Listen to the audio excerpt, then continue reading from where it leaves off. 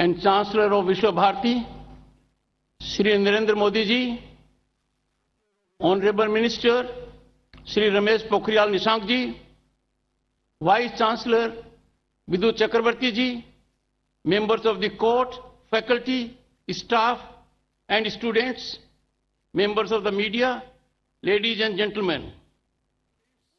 As Governor of the State of West Bengal and Rector of this university, I deem it as an honor to be associated with the centenary celebrations of the Foundation Day of Vishwa Bharati. It is a great privilege to be present on this auspicious and momentous occasion. It is gratifying that our worthy Prime Minister Narendra Modi ji in a while will be setting the tone of this day and the year to follow. Today we stand on the cusp of centenary of the foundation of Vishwa Bharati, an institution of national importance on way to becoming a global icon in the field. The occasion reminds us that Gurudev Tagore envisioned Bharat as a powerhouse of progress and learning. Gurudev Thought's capsule and manifest the sublimity of ethos of learning. His resolve and foundational contributions, as also the visionary leadership of the Prime Minister of the country, would surely fructify into Bharat regaining its status as Vishwa Guru. The new national education policy, rightly acclaimed and hailed as a game changer, is in a varied ways influenced by Gurudev's emphasis on learning. Qualitative and significant shift from usual learning to emphasis on holistic education is a key factor of this policy. It rightly lays greater emphasis on independent thinking and creative impulses. New education policy will surely pave way for emergence of scenario envisioned by Tagore in his reflection, I quote, where the mind is without fear and the head is held high, where education is free, unquote. The foundational mantra of Gurudev was to rise and awaken oneself in education, fellow feeling and breadth of the soul. We all need to practice and disseminate these wholesome concepts. During the centenary year of Foundation Day celebrations, there will be activities that would help us exploit our talent, realize our potential, and generate optimism for Bharat becoming Vishwa Guru again. Ancient India was home to world-class institutions, Nalanda and Takshila, to name few. Time is ripe for us to take this lead now.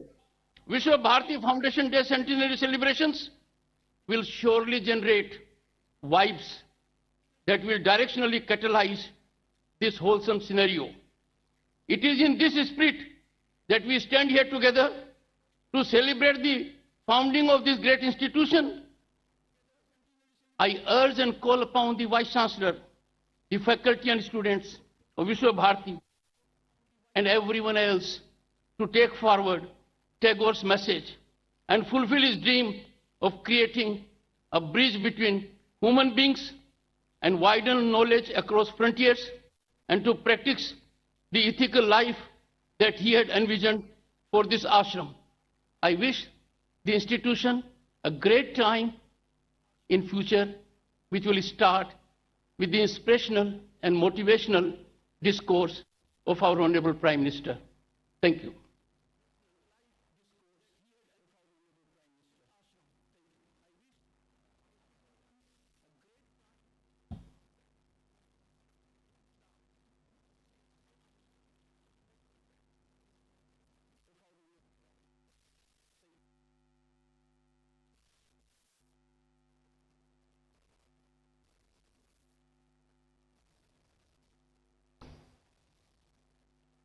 नमस्कार। हे विधाता, दाओ दाओ मोदेर गौरव दावो। गुरुदेव ने कभी ये कामना छात्र छात्राओं के उज्जवल भविष्य के लिए की थी। आज विश्व भारती के गौरवमयी 100 वर्ष पर मेरी तरह पूरा देश इस महान संस्थान के लिए यही कामना करता है। हे विधाता, दाओ दाओ मोदे गौरव दाओ। पश्चिम बंगाल के गवर्नर श्री जगदीप धनखड़ जी, केंद्रीय शिक्षा मंत्री डॉक्टर रमेश पोखरियाल निशंक जी, वाइस चांसलर प्रोफेसर विद्युत चक्रवर्ती जी, प्रोफेसर्स, रजिस्ट्रार, विश्व भारती के सभी शिक्षकगण, छात्र छात्राएं, अलुमनाई, देवी और सज्जनों, विश्व भारती इस विश्वविद्यालय के 100 वर्ष होना प्रत्येक भारतवासी के लिए बहुत ही गर्व की बात है। मेरे लिए भी ये बहुत सुखद है कि आज के दिन इस तपोभूमि का पुण्य स्मरण करने का अवसर मिल रहा है। साथियों, विश्व भारती की 100 वर्ष की यात्रा बहुत विशेष है। विश्व भारती मां भारती के लिए गुरुदेव के चिंतन, दर्शन और परिश्रम का एक साकार अवतार है। भारत के लिए गुरुदेव ने जो स्वप्न देखा था, उस स्वप्न को मूर्त रूप देने के लिए देश को निरंतर ऊर्जा देने वाला ये एक तरह से आराध्य स्थल है।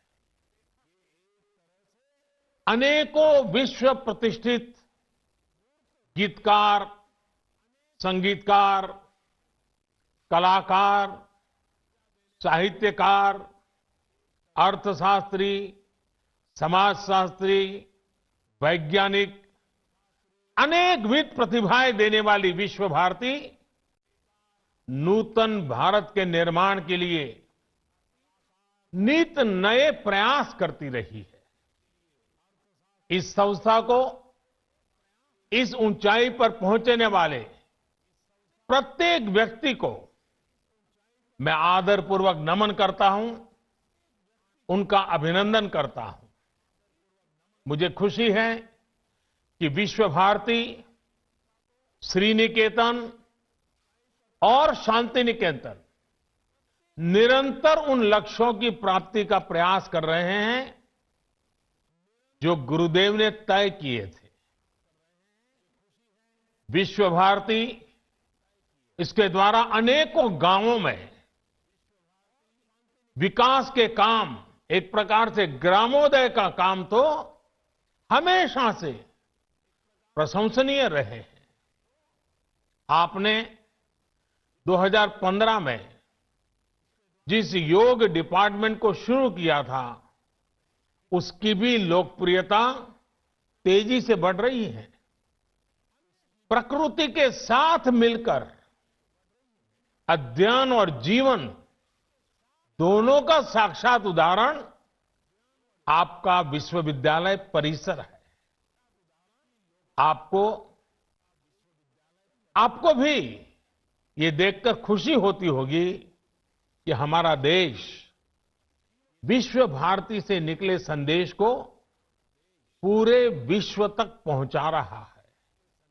भारत आज इंटरनेशनल सोलर अलायंस के माध्यम से पर्यावरण संरक्षण के विषय में विश्व के अंदर एक बहुत बड़ी अहम भूमिका निभा रहा है। भारत आज पूरे विश्व में इकलौता बड़ा देश है जो पेरिस एकॉर्ड के पर्यावरण के लक्ष्यों को प्राप्त करने के लिए सही मार्ग पर तेज गति से आगे बढ़ रहा है। साथियों, आज जब हम विश्व भारती विश्वविद्यालय के 100 वर्ष मना रहे हैं तो उन परिस्थितियों को भी याद करना आवश्यक है जो इसकी स्थापना का आधार बनी थी। ये परिस्थितियां सिर्फ अंग्रेजों की गुलामी से ही उपजी हो ऐसा नहीं था। इसके पीछे सैकड़ों वर्षों का अनुभव था, सैकड़ों वर्षों तक चले आंदोलनों की पृष्ठभूमि थी। आज आप विद्वज्जनों के बीच मैं इसकी एक विशेष चर्चा इसलिए कर रहा हूं कि इन बातों पर बहुत कम बात हुई है, बहुत कम ध्यान दिया गया है। इसकी चर्चा इसलिए भी आवश्यक है क्योंकि ये सीधे सीधे भारत के स्वतंत्रता आंदोलन और विश्व भारती के लक्ष्यों से जुड़ी है। साथियों, जब हम स्वतंत्रता संग्राम की बात करते हैं तो हमारे मन में सीधे 19वीं और 20वीं सदी का विचार आता है। लेकिन यह भी एक तथ्य है कि इन आंदोलनों की नींव बहुत पहले रखी गई थी। भारत की आजादी के आंदोलन को सदियों पहले से चले आ रहे अनेक आंदोलनों से ऊर्जा मिली थी। भारत की आध्यात्मिक और सांस्कृतिक एकता को भक्ति आंदोलन ने मजबूत करने का काम किया था। भक्ति युग में हिंदुस्तान के हर क्षेत्र, हर इलाके, पूर्व, पश्चिम, उत्तर, दक्षिण, हर दिशा में हमारे संतों ने, महंतों ने, आचार्यों ने देश की चेतना को जागरूक रखने का अविरत, अविराम प्रयास किया। अगर दक्षिण की बात करें तो मध्वाचार्य, निम्बकाचार्य, वल्लभाचार्य, रामानुजाचार्य हुए। अगर पश्चिम की तरफ नजर करें तो मीराबाई, एकनाथ, तुकाराम, रामदास, नरसिंह मेहता। अगर उत्तर की तरफ नजर करें तो संत रामानंद, कबीरदास, गोस्वामी तुलसीदास, सूरदास, गुरु नानक देव, संत रैदास, अनगिनत महापुरुष। पूर्व की तरफ देखें, इतने सारे नाम हैं। चैतन्य महाप्रभु और श्रीमद शंकर देव जैसे संतों के विचारों से समाज को ऊर्जा मिलती रही। भक्ति काल के इसी खंड में रसखान, सूरदास, मलिक मोहम्मद जायसी, केशवदास, विद्यापति, न जाने कितने महान व्यक्तित्व हुए जिन्होंने अपनी रचनाओं को और रचनाओं से समाज को सुधारने का भी, आगे बढ़ने का भी और प्रगति का मार्ग दिखाया। भक्ति काल में इन पुण्य आत्माओं ने जन जन के भीतर एकता के साथ खड़े होने का जज्बा पैदा किया। इसके कारण ये आंदोलन हर क्षेत्रीय सीमा से बाहर निकलकर भारत के कोने कोने में पहुंचा। हर पंथ, हर वर्ग, हर जाति के लोग भक्ति के अधिष्ठान पर स्वाभिमान और सांस्कृतिक धरोहर के लिए खड़े हो गए। भक्ति आंदोलन का वो डोर और भक्ति आंदोलन वो डोर थी जिसने सदियों से संघर्षरत भारत को सामूहिक चेतना और आत्मविश्वास से भर दिया। साथियों, भक्ति का ये विषय तब तक आगे नहीं बढ़ सकता जब तक महान काली भक्त श्री रामकृष्ण परमहंस जी की चर्चा न हो। वो महान संत जिनके कारण भारत को स्वामी विवेकानंद मिले। स्वामी विवेकानंद भक्ति, ज्ञान और कर्म तीनों को अपने में समाये हुए थे। उन्होंने भक्ति का दायरा बढ़ाते हुए हर व्यक्ति में दिव्यता को देखना शुरू किया। उन्होंने व्यक्ति और संस्थान के निर्माण पर बल देते हुए कर्म को भी अभिव्यक्ति दी, प्रेरणा दी। साथियों, भक्ति आंदोलन के सैकड़ों वर्षों के कालखंड के साथ साथ देश में कर्म आंदोलन भी चला। सदियों से भारत के लोग गुलामी और साम्राज्यवाद से लड़ रहे थे। चाहे वो छत्रपति शिवाजी महाराज हो, महाराणा प्रताप हो, झांसी की रानी लक्ष्मीबाई हो, कित्तूर की रानी चेन्नम्मा हो, या फिर भगवान बिरसा मुंडा का सशस्त्र संग्राम हो। अन्याय और शोषण के विरुद्ध सामान्य नागरिकों के तप, त्याग और तर्पण की कर्म कठोर साधना अपने चरम पर थी। ये भविष्य में हमारे स्वतंत्रता संग्राम की बहुत बड़ी प्रेरणा बनी। साथियों, जब भक्ति और कर्म की धाराएं पूर्वहार थी, तो उसके साथ साथ ज्ञान की सरिता का ये नूतन त्रिवेणी संगम आजादी के आंदोलन की चेतना बन गया था। आजादी की ललक में भाव भक्ति की प्रेरणा भरपूर थी। समय की मांग थी कि ज्ञान के अधिष्ठान पर आजादी की जंग जीतने के लिए वैचारिक आंदोलन भी खड़ा किया जाए और साथ ही उज्जवल भावी भारत के निर्माण के लिए नई पीढ़ी को तैयार भी किया जाए। और हम में बहुत बड़ी और इसमें बहुत बड़ी भूमिका निभाई उस समय स्थापित हुई कई प्रतिष्ठित शिक्षण संस्थानों ने, विश्वविद्यालयों ने।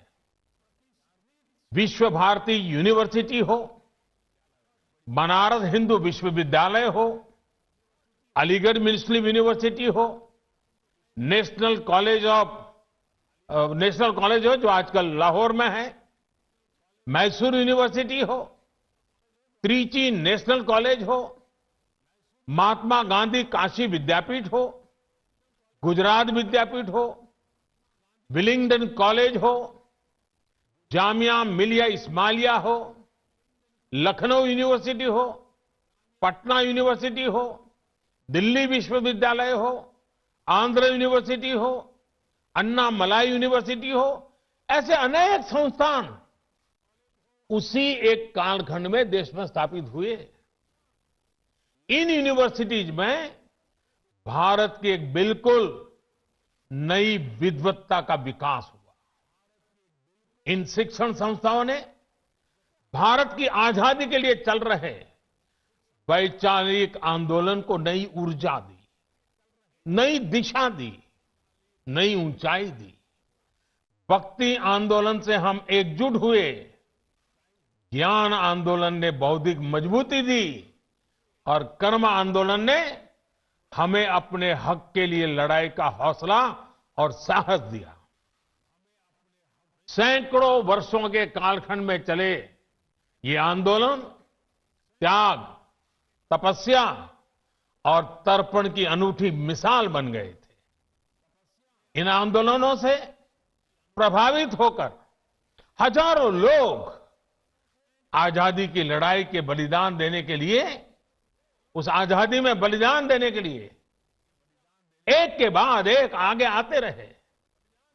साथियों, ज्ञान के इस आंदोलन को गुरुदेव द्वारा स्थापित विश्व भारती विश्वविद्यालय ने नई ऊर्जा दी थी। गुरुदेव ने जिस तरह भारत की संस्कृति से जोड़ते हुए, अपनी परंपराओं से जोड़ते हुए विश्व भारती को जो स्वरूप दिया, उसने राष्ट्रवाद की एक मजबूत पहचान देश के सामने रखी। साथ साथ उन्होंने विश्व बंधुत्व पर भी उतना ही जोर दिया। साथियों, वेद से विवेकानंद तक भारत के चिंतन की धारा गुरुदेव के राष्ट्रवाद के चिंतन में भी मुखर थी। और ये धारा अंतर्मुखी नहीं थी। वो भारत को विश्व के अन्य देशों से अलग रखने वाली नहीं थी। उनका विजन था कि जो भारत में सर्वश्रेष्ठ है, उससे विश्व को भी लाभ हो, और दुनिया में अच्छा है, भारत उससे भी सीखे। आपके विश्वविद्यालय का नाम ही देखिए, विश्व भारती। मां भारती और विश्व के साथ समन्वय। गुरुदेव सर्वसमावेशी और सर्वस्पर्शी सह अस्तित्व और सहयोग के माध्यम से मानव कल्याण के बृहद लक्ष्य को लेकर चल रहे थे। विश्व भारती के लिए गुरुदेव का यही विजन आत्मनिर्भर भारत का भी सार है। आत्मनिर्भर भारत अभियान भी विश्व कल्याण के लिए भारत के कल्याण का मार्ग है। ये अभियान भारत को सशक्त करने का अभियान है। भारत की समृद्धि से विश्व में समृद्धि लाने का अभियान है। इतिहास गवाह है कि एक सशक्त और आत्मनिर्भर भारत ने हमेशा पूरे विश्व समुदाय का भला किया है। हमारा विकास एकांकी नहीं, बल्कि वैश्विक, समग्र, और इतना ही नहीं, हमारे रगों में जो भरा हुआ है सर्वे भवन्तु सुखिनः का है। भारती और विश्व का ये संबंध आपसे बेहतर कौन जानता है। गुरुदेव ने हमें स्वदेशी समाज का संकल्प दिया था। वो हमारे गांवों को, हमारी कृषि को आत्मनिर्भर देखना चाहते थे। वो वाणिज्य और व्यापार को आत्मनिर्भर देखना चाहते थे। वो आर्ट और लिटरेचर को आत्मनिर्भर देखना चाहते थे। उन्होंने आत्मनिर्भरता के लक्ष्य को प्राप्त करने के लिए आत्मशक्ति की बात कही थी। आत्मशक्ति की ऊर्जा से राष्ट्र निर्माण को लेकर उन्होंने जो बात कही थी, वो आज भी उतनी ही अहम है। उन्होंने कहा था, राष्ट्र का निर्माण एक तरह से अपनी आत्मा की प्राप्ति का ही विस्तार है। जब आप अपने विचारों से, अपने कार्यों से, अपने कर्तव्यों के निर्वहन से देश का निर्माण करते हैं, तो आपको देश की आत्मा से ही अपनी आत्मा नजर आने लगती है। साथियों, भारत की आत्मा, भारत की आत्मनिर्भरता और भारत का आत्मसम्मान एक दूसरे से जुड़े हुए हैं। भारत के आत्मसम्मान की रक्षा के लिए तो बंगाल की पीढ़ियों ने खुद को खपा दिया था। याद कीजिए, खुदीराम बोस को सिर्फ 18 साल की उम्र में फांसी चढ़ गई। प्रफुल्ल चाकी 19 वर्ष की आयु में शहीद हो गए। बीना दास, जिन्होंने बंगाल की अग्नि कन्या के रूप में जाना जाता है। सिर्फ 21 साल की उम्र में जेल भेज दी गई थी। प्रीतिलता वेडुडार ने सिर्फ 21 वर्ष की आयु में अपना जीवन न्योछावर कर दिया था। ऐसे अनगिनत लोग हैं शायद जिनके नाम इतिहास में भी दर्ज नहीं हो पाए। इन सभी ने देश के आत्मसम्मान के लिए हंसते हंसते मृत्यु को गले लगा दिया। आज इन्हीं से प्रेरणा लेकर हमें आत्मनिर्भर भारत के लिए जीना है, इस संकल्प को पूरा करना है। साथियों, भारत को मजबूत और आत्मनिर्भर बनाने में आपका हर योगदान पूरे विश्व को एक बेहतर स्थान बनाएगा। वर्ष 2022 में देश की स्वतंत्रता के 75 वर्ष पूरे होने जा रहे हैं। विश्व भारती की स्थापना के 27 वर्ष बाद भारत आजाद हो गया था। अब से 27 वर्ष बाद भारत अपनी आजादी के 100 वर्ष का पर्व मनाएगा। हमें नए लक्ष्य गढ़ने होंगे, नई ऊर्जा जुटानी होगी, नए तरीके से अपनी यात्रा शुरू करनी होगी। और इस यात्रा में हमारा मार्गदर्शन कोई और नहीं बल्कि गुरुदेव की ही बातें करेंगी, उनके विचार करेंगे। और जब प्रेरणा होती है, संकल्प होता है, तो लक्ष्य भी अपने आप मिल जाते हैं। विश्व भारती की ही बात करूं तो इस वर्ष यहां ऐतिहासिक पोष मेलों का आयोजन नहीं हो सका है। 100 वर्ष की यात्रा में तीसरी बार ऐसा हुआ है। इस महामारी ने हमें इसी मूल्य को समझाया है, वोकल फॉर लोकल। पोष मेले के साथ तो ये मंत्र हमेशा से ही जुड़ा रहा है। महामारी की वजह से इस मेले में जो कलाकार आते थे, जो हैंडीक्राफ्ट वाले साथी आते थे, वो नहीं आ पाए। जब हम आत्मसम्मान की बात कर रहे हैं, आत्मनिर्भरता की बात कर रहे हैं, तो सबसे पहले मेरा एक आग्रह पर आप सब मेरी मदद कीजिए, मेरा काम कीजिए। विश्व भारती के छात्र छात्राएं पोष मेले में आने वाले आर्टिस्टों से संपर्क करें, उनके उत्पादकों बारे में जानकारी इकट्ठा करें और इन गरीब कलाकारों की कलाकृतियां ऑनलाइन कैसे बिक सकती है, सोशल मीडिया की इसमें क्या मदद की जा सकती है, इसे देखें, इस पर काम करें। इतना ही नहीं, भविष्य में भी स्थानीय आर्टिस्ट, हैंडीक्राफ्ट, इस प्रकार के जो साथी अपने उत्पाद विश्व बाजार तक ले जा सके, इसके लिए भी उन्हें सिखाइए, उनके लिए मार्ग बनाइए। इस तरह के अनेक प्रयासों से ही देश आत्मनिर्भर बनेगा, हम गुरुदेव के सपनों को पूरा कर पाएंगे। आपको गुरुदेव का सबसे प्रेरणादायी मंत्र भी याद ही है, जोदी तोर डाक सुने क्यों ना आशे, तो भी एकला चलो रे। कोई भी साथ ना आए, अपने लक्ष्य की प्राप्ति के लिए अगर अकेले भी चलना पड़े तो जरूर चलिए। साथियों, गुरुदेव कहते थे, बिना संगीत और कला के राष्ट्र अपनी अभिव्यक्ति की वास्तविक शक्ति खो देता है और उसके नागरिकों का उत्कृष्ट बाहर नहीं आ पाता है। गुरुदेव ने हमारी समृद्ध सांस्कृतिक विरासत के संरक्षण, पोषण और विस्तार को बहुत महत्वपूर्ण माना था। यदि हम उस समय के बंगाल को देखें तो एक और अद्भुत बात नजर आती है।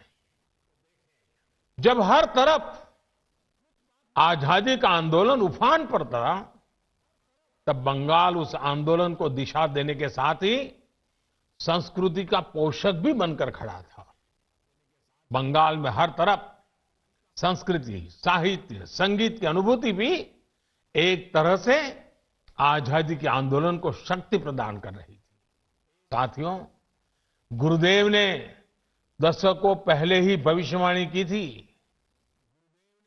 और भविष्यवाणी क्या थी? उन्होंने कहा था, ओरे नोतुन जुगेर भोरे दिशने सोमोय कार्य वृथा सोमोय विचार खोरे औरे नूतन जुगेर भोरे ऐशो ज्ञानी ऐशो कौर्मी नाशो भरतो लाजे वीरो धौर में पुन्नो कौर्मे विश्व हृदय राजो है। गुरुदेव के इस उपदेश को, इस उद्घोष को साकार करने की जिम्मेदारी हम सभी की है। साथियों, गुरुदेव ने विश्व भारती की स्थापना सिर्फ पढ़ाई के केंद्र के रूप में नहीं की थी। वो इसे सीट ऑफ लर्निंग, सीखने के लिए पवित्र स्थान के तौर पर देखते थे। पढ़ाई और सीखना दोनों के बीच का जो भेद है, उसे गुरुदेव के सिर्फ एक वाक्य से समझा जा सकता है। उन्होंने कहा था, मुझे याद नहीं है कि मुझे क्या पढ़ाया गया था, मुझे सिर्फ वही याद है जो मैंने सीखा है। इसे और विस्तार देते हुए गुरुदेव टैगोर ने कहा था, सबसे बड़ी शिक्षा वही है जो हमें न सिर्फ जानकारी दे, बल्कि हमें सबके साथ जीना सिखाए। उनका पूरी दुनिया के लिए संदेश था कि हमें नॉलेज को एरियाज में, लिमिट्स में बांधने की कोशिश नहीं करनी चाहिए। उन्होंने यजुर्वेद के मंत्र को विश्व भारती का मंत्र बनाया। यत्र विश्वम भवत्येक नीडम, जहां पूरा विश्व एक नीड बन जाए, घोंसला बन जाए, वो स्थान जहां नित नए अनुसंधान हो, वो स्थान जहां सब साथ मिलकर आगे बढ़े। और जैसे अभी हमारे शिक्षा मंत्री विस्तार से कह रहे थे, गुरुदेव कहते थे, चित्तो जेथा भयम शून्यो, चित्तो जेथा भय शून्यो, उच्चो जेथा शीर, ज्ञान जेथा मुक्तो।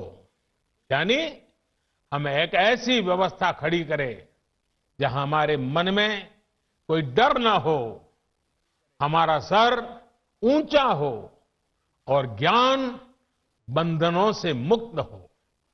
आज देश राष्ट्रीय शिक्षा नीति के माध्यम से इस उद्देश्य को पूरा करने का भी प्रयास कर रहा है। इस शिक्षा नीति को लागू करने में विश्व भारती की बड़ी भूमिका है। आपके पास 100 वर्ष का अनुभव है, विद्वत्ता है, दिशा है, दर्शन है और गुरुदेव का आशीर्वाद तो है ही है। जितने ज्यादा शिक्षा संस्थानों से विश्व भारती का इस बारे में संवाद होगा, अन्य संस्थाओं की भी समझ बढ़ेगी, उन्हें आसानी होगी। साथियों, मैं जब गुरुदेव के बारे में बात करता हूं तो एक मोह से खुद को रोक नहीं पाता। पिछली बार आपके यहां आया था, तब भी मैंने इसका थोड़ा सा जिक्र किया था। मैं फिर से गुरुदेव और गुजरात की आत्मीयता का स्मरण करा रहा हूं।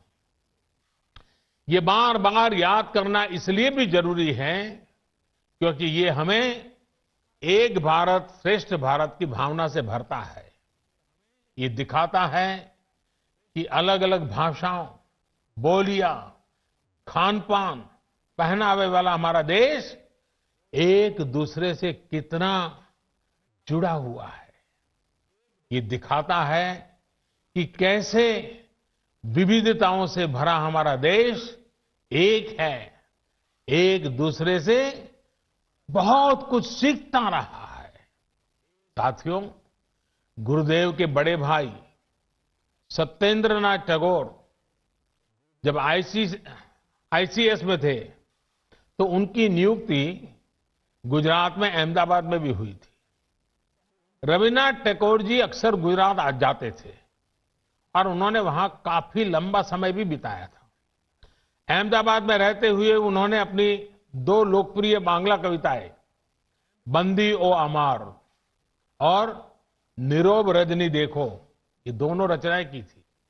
अपनी प्रसिद्ध रचना क्षुधित पाषाण का एक हिस्सा भी उन्होंने गुजरात प्रवास के दौरान ही लिखा था। इतना ही नहीं, गुजरात की एक बेटी श्रीमती हटी सिंह गुरुदेव के घर में भी वो बहू बनकर भी आई थी। इसके अलावा एक और तथ्य है जिस पर हमारे विमेन एम्पावरमेंट से जुड़े संगठनों को अध्ययन करना चाहिए। सत्येंद्रनाथ टैगोर जी की पत्नी ज्ञानंदिनी देवी जी जब अहमदाबाद में रहती थी तो उन्होंने देखा कि स्थानीय महिलाएं अपने साड़ी के पल्लू को दाहिने कंधे पर रखती है। अब दाएं कंधे पर पल्लू रहता था, इसलिए महिलाओं को काम करने में भी कुछ दिक्कत होती थी। ये देखकर ज्ञानंदिनी देवी ने आइडिया निकाला कि क्यों न साड़ी के पल्लू को बाएं कंधे पर लिया जाए। अब मुझे ठीक ठीक तो नहीं पता, लेकिन कहते हैं कि बाएं कंधे पर साड़ी का पल्लू उन्हीं की देन है।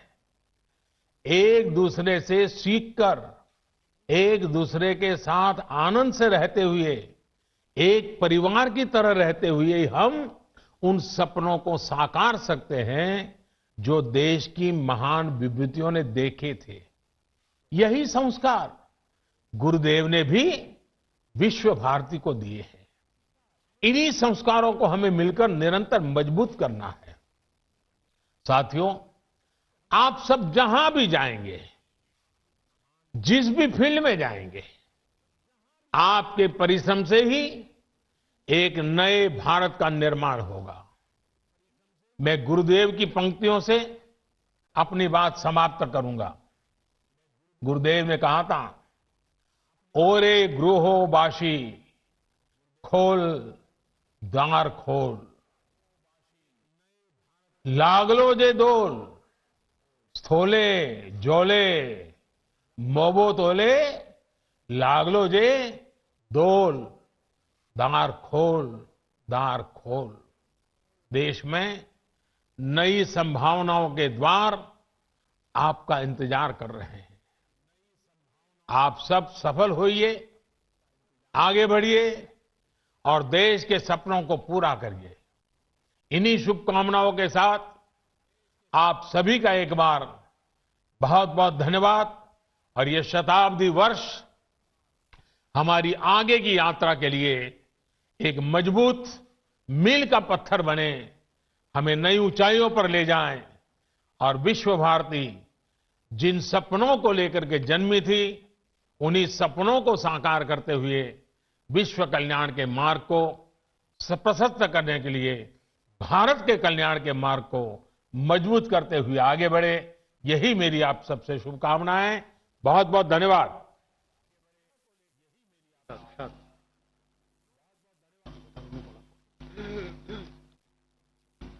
मेरा भी एक खुश नसीबी हूं मैं, क्योंकि आज इस कार्यक्रम के बाद हमारा जो आचार्य साहब को मैं प्रणाम करता हूं।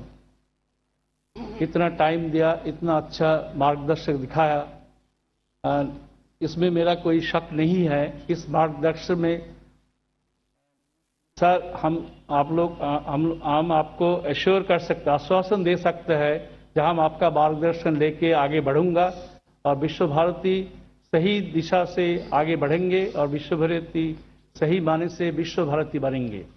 मैं आभार व्यक्त करता हूं हमारे शिक्षा मंत्री जी रमेश जी को। रमेश जी भी हम लोगों को मार्गदर्शक दिखाया, बहुत कुछ आइडियाज दिया, निर्देश के हिसाब से हम लोग आगे बढ़ेंगे।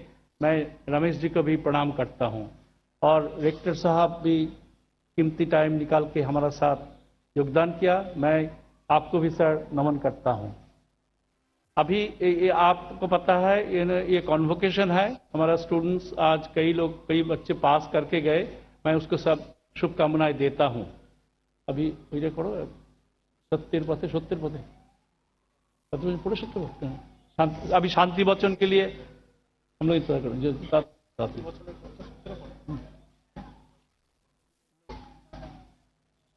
पृथिवी शान्तिरन्तरिक्षं शान्तिर्द्वौ शान्तिरापः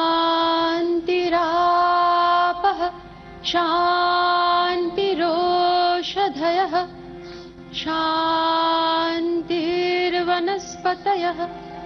शान्तिर्विश्वे में देवाः शान्तिः सर्वे में देवाः शान्तिः शान्तिः शान्तिः शान्तिभिः ताभिः शान्तिभिः सर्वशान्तिभिः